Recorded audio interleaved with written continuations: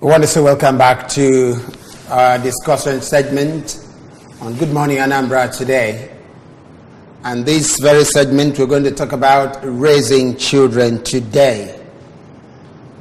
And to help us do that, we have in the studio Mrs. Ifi Obiekwe, President You Can Foundation, and she is also a caregiver. Ms. Obiekwe, we want to say welcome. Welcome, our dear viewers, and thank you, our presenters. Aduma. You're welcome. We are still in the house, the Three Musketeers, yes, we are still here. Hi, Jay. If I train a banya, tata, bo is the two mois. Okay. The popular saying is that train a child the way he should go. When he grows up, he will not depart from it. Exactly. Now, whose responsibility could onyobo responsibility carries here is unite watakiri obunne kobunna. I see it and we be the is unite watakiri. All right. Dalorinde. Ana meche na onyobo responsibility is unite watakiri. Bu papa na mama. Onwere onye odulu iche. Or if I'm a baka corner, well, what can you feel the basic standard? Can you make a CB dose of one tackle? Come born on Afo, come bam Potagoya, come Bobago or Guaro, come Bobago, Arrow, they can make a CB do. Okay. I'm making a break with CB. Before Nena Biacotono de Catina Munye. Fa bidogodu je ozuzu maloba ife gbasala izunite nwatakịrị parenting n'ọnụ oyibo fa kwadobe onwe fa ọ bụrụ sọ wedding ka a na-akwado ibu nne na nna akwado financially akwado knowledge wise ka anyị ghọta ife o entail anyị kwado sizie mgbe anyị dị ime anyị amalite ekpele because we are Christians. I am a Christian. I believe in prayers. Amalite ekpele mgbe nwa nwapụta anyị ebidozubi ozugbo. Once you training starts, even from conception, like I said. So all those things have begun training the child. What about together financially wise and the other one? Information. Okay. So what you can is how the preparation starts. Okay. Preparation gebido mgbe nwata nwoke na nwata nwaanyị na-ekwu okwu anụmdi na nwunye febido kwadobe ibu nne kwadobe ibu nna maka like I've always said izunite ụmụazị in this age and time abụrụ ntu esi zụọ anyị nwa. Things have changed. So before now our parents na azụ anyị because they are parents. Tata adazo nwatakịrị because you are a parent ma ọ na-emụrụ nwa. No. Ana kwadozi akwado more daily trainings, which even continues after the dinner money, after the marriage and the wedding proper. So obona akwado be financially because na aga akono go no ogwo mo ya bo nwan. Aga enwe medical care aga enye ya bo nwan. Aga enye ni nne it con if ndi ani na ebu ego. Mana many a times ebe nka ina ka akwadokali financial aspect of it. Mana ebe nna agbadokali okpa n'ụtụtụ abu when it comes to information on if he kwesị ime to raise that child ka ọ bụrụ a proper child, ka ọ bụrụ a sane child, because I believe so much that a sane child will transform the society. Okay, so you need the information ka ịmali ife nwa gị need to raise that child properly. That is where the training comes in. Information. What is needed to raise that child to be a proper and responsible child. For instance, can you example? In our system today, if someone nazo calendar why, and that's okay. And why to be wives, to be mothers, in most cases. Man, okay to be husbands, to be fathers. So most of our marriages today, being a counselor for a while now, What we women do is now clean up messes. We become repairers, cleaning up messes, that our husbands had gotten themselves into because of they were not raised to be fathers to the husbands. So you need better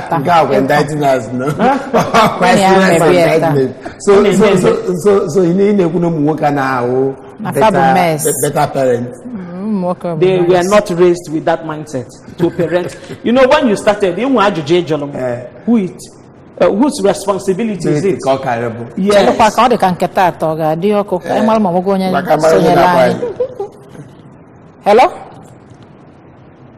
Hello? Somebody's here. Talk to us. Okay. Ọ dị mma nwere ihe ikwu isi na etu esi azụta abụrụzi otu esi wee zụbu anyị. Yes. Wee sị ka anyị na-eke n'anya na the two. Okay. Otu esi wee zụọ anyị na otu esi azụta taa. Ka anyị na-ebanye aka n'anya na ya ka anyị malụ ihe dịgolo iche na ya.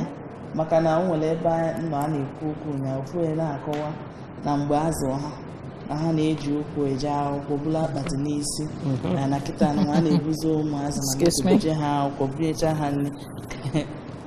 Go ahead. Hello. So wee na-azụ ka anyị neke n'anya na the two ka anyị wee mara ebe anyị si wee mee isi ma ọ nwere nke ka anyị bi ya mma ma ọ nwere nke a ga-etinye ma ọ nwere nke a ga-ewepụ ewepụ. Okay. Oge nke anyị while growing up, parenting had the reason man I compare with today. If you not the more taxing for parents can cover. Oge anyị our mothers in particular had time for us. They stayed back at home. They were able to teach us, instruct us, nurture us. Those days, in modern day parents. Our modern day parents were not that influential those days. Hello, good morning. Hello. Biko obu no flashing, biko flashes na ichi ikpo kwuo ihe dị mkpa ịchọrọ ikwu ka anyị wee na-aga n'ihu ngwa.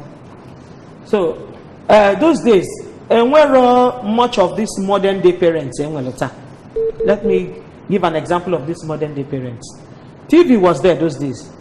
For instance, under media. Mana TV, as a growing up girl, I grew up in Lagos. If I were those days with just 3 channels, NTA channel 7, channel 10, channel 5, and only a video by 4. And all black and white. Colored. Rainbow line by 4. Okay? Then on our quote and Aban. If they lie, they check out TV. You woke up on here and Abaziola. Man, I thought that those things have changed. Kids of us saw 3 TV stations came. In fact, with the cable. The last count on 100 channels. And not 24 hours, 7 days of the week. In this age and time.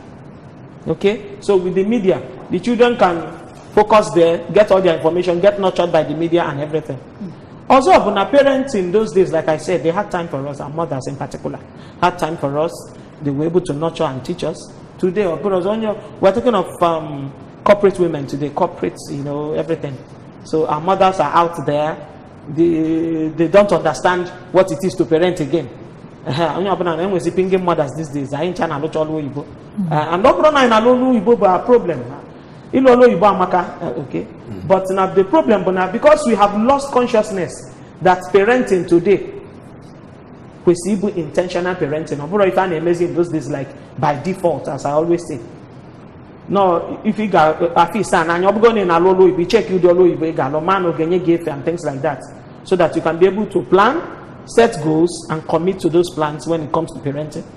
Okay, the major difference from there and now. Then modern day parents say, Rika, today higher up is your wife to housemates. So most of those housemates nurture them, raise them, and you can imagine what they will turn out to be. Okay. Amara mobe milisi bano piubogulu. Maka na nne m kwesịrị isi na nwatakịrị ọbụla asị na azụrụ ya azụ na ọ bụrụ ya ka na-akpọ yi no parents ya. So ọ bụ na anyị tolu under good tutelage of our parents, why won't we pass what we learn from our parents to our children? Hello. Good morning.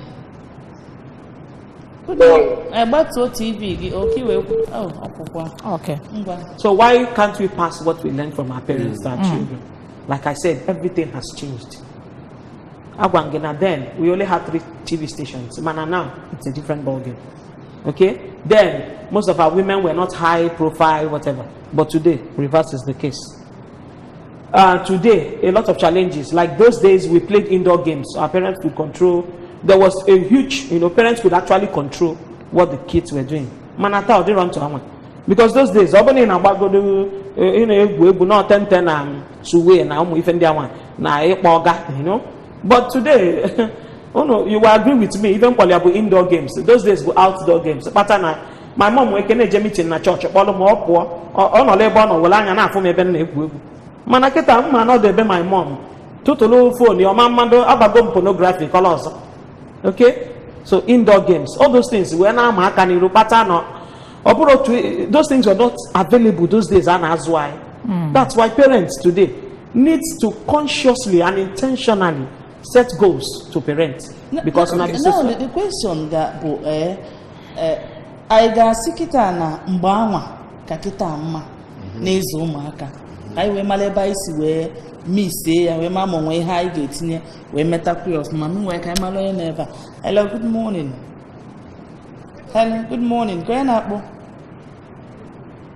wenite n'ọnụ gị ọpụpụ Mercy, ọdụrọ mfe mgbanwe mana ofe ife dolom anya bụ na you compare the two looking at what is available today. If you not do to mfe than keta, because parents have lost control over their children. Most parents, they can't control them. Each energy them water osika kukozo bawalo nke na egwuketa bụ drugs. Hello. Hello. Good morning. Kedu na-ekwu? Oh no, Ezama, ngwa gani. Because it's an never mabonwe. Dada. On a benefit of Ivana, on a one way camera, but on other body on my kind and lazy. Aboran on it like that. Mana, out of one meter, get time based on technology she will nobody damage it. Oh my God, focus they are mostly on social media. And most of these parents, some of them are often educated, like in the rural areas, for example. Before that now, the children these days now to be wiser than the parents. Now this is more exposed than the parents. Ezama lime people ai mo nwere ihe ichela ga-eme o.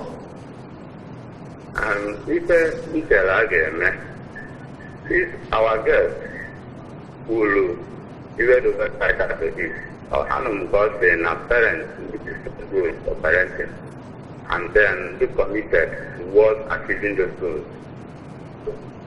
Now, a parent tomorrow committed to parents. Okay, in your timing, like for example, it was the stations that most of the stations did have been 4 hours. It was the stations.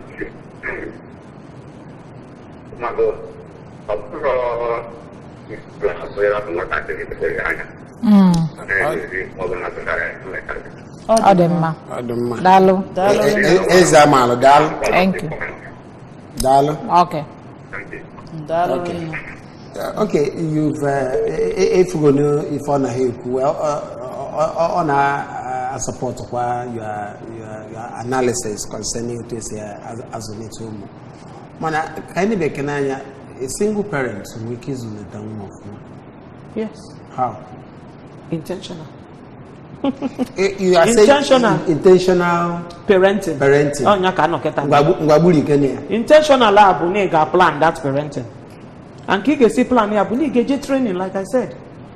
Igeje training we a lot of parenting trainings. Igeje imalo what parenting entails. Imalifo entail you will be able to set goals.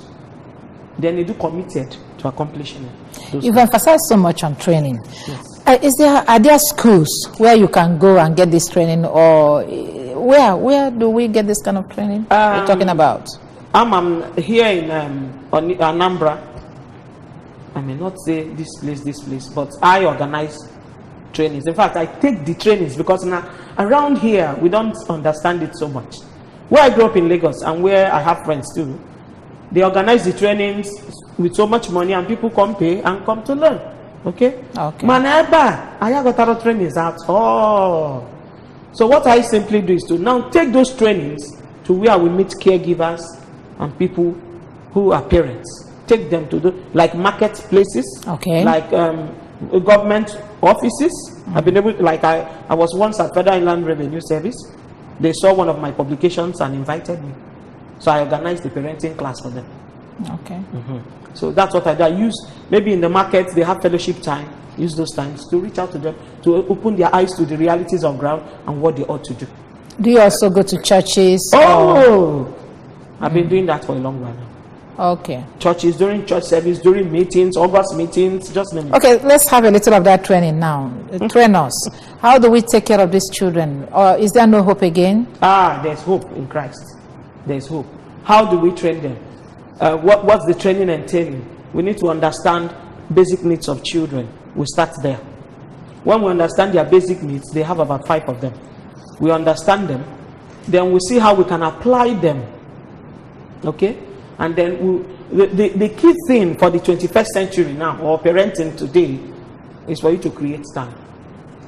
Good. It is a training that you don't graduate. Okay, so no, you don't graduate. Okay, why is it so? Because the parenting is in stages. If, for instance, I have all my children now, for instance, as toddlers, they're going to graduate to preteens. It is not the way you handle them as toddlers. You will handle them as preteens. For instance, when they are toddlers, I could decide that they are going to ABS nursery and primary school. Okay, and they are going. But is it part of the 5 stages you say you're going to mention? No, 5 needs. 5 needs. Okay, you are just giving us one. I'm just giving an example. Okay, just mention them. Let's see if we can run with them. Okay.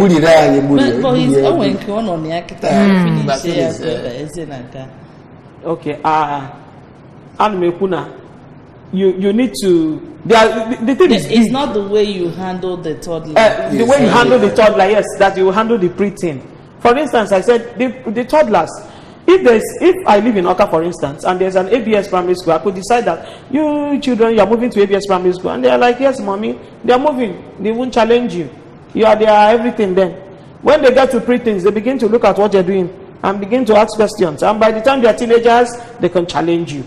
And like I always tell parents, that's why I said the key thing is for you to, number 1, create time for these children. Create time to. That's where I want to go. So number time, 1 is time. Not just time, wasting time. Quality time. As in, sit with them. You can be creative about the time. Let me give an example. I have my last child is a baby girl, my only baby girl, and she's 11. A few years ago, I thought to myself, I don't think I have thought about virginity. And the boys were already in school. Okay. So the boys, my 2 boys were already in school. Because we used to have a family forum where we discuss anything apart, even the Bible. We have Bible class. That is different from them. Parenting, as in any question, they can ask us any question at all. And we'll, even if we don't have the answer right there, we'll give them time and we'll make our research. So I decided how do I teach her now? So she had gone to lessons. She was preparing for common entrance. So I drove down to her school, waited for her. After the lessons, I took her to one of the eateries. And then bought her snacks and ice cream. I had to, she was excited, So you see her. Have you heard the word virginity before? I said, no. I said, okay, beautiful. I'm happy because one of the second key to parenting at this 21st century is for you to be the highest influencer over your child. And then be the first person to teach them such things. So I was so excited. You see, okay. What it entails. I brought you here because some people were brought to places like this. Going for meat pie, going for ice cream. Now I love for virginity. And they lost their virginity. And then she could see people around, small girls too, who were eating meat pie, eating fried. And she said, look at them. So I said, beautiful. So you need to be creative about it. And then you create a time. You can't run in a wall. No. You got to be deliberate about it. create time, and then you know the interesting part of it, those times can be when you're taking them to school. I made up my mind now. School when they were still in primary school, now they are all in boarding school. So I may want time to do anything at home. Maybe I'm so busy cleaning up and everything. I get them into the car. Once we are driving to school, we begin our gist. You know, real life situations will always come up for you to be able to address some things, teach them family values and things like that. I remember once we were driving down from Ogidi to their school at Mpo. And then there's this madman I had for us, only a boob umbrella. So my daughter said, every time I have this madman, every time, give up a umbrella name, and God told me this is an opportunity. Start off. I was driving, but I began a seminar in that car. If that madman Mbamolia, Mammy and Atoni Mayeno more Messiah, particularly if she had no girl, no boy then. So all the mama still here. Mammy and Jachato, all to Mamma na church. Buloko Buluji now, but Jesus say, Mary, almost see. So what happened? You see, beautiful. If a Meluzie at a time in that boy's life, he made a choice. Gave everybody choice. And simple na have on a cigar, on a Igbo. He made a choice to begin to take Igbo. Every choice you make in life, turn around and makes you. So, but so make the choice you say Igbo. Go make the choice Igbo. Manomaro. So, ngolo opportunity akuzielu for choice making. Okay, so we must be creative and deliberate about it. Can you say no? Something you have to plan, set goals, and commit to it. How would you do committed to it? You can. I'm not saying you shouldn't work. You can work. Why not? Even fathers too should be able. And then we should understand the involvement of the fathers in training.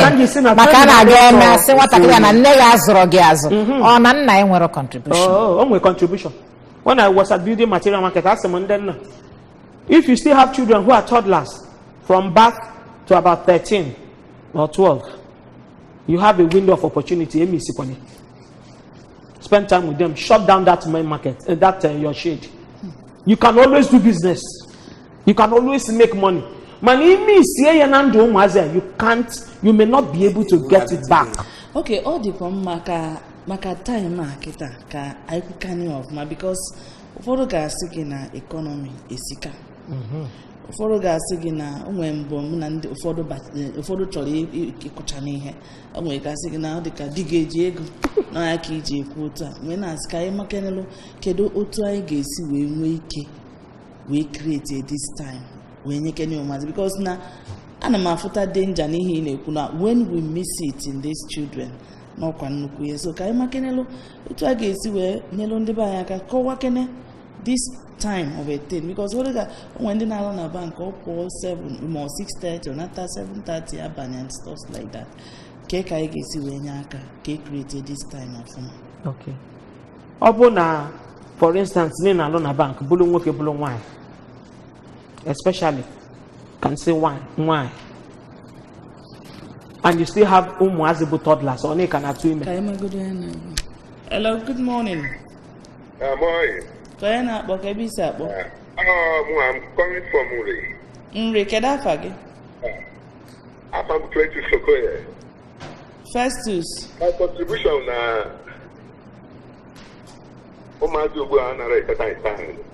and secondly, during our one time, I made you many miles.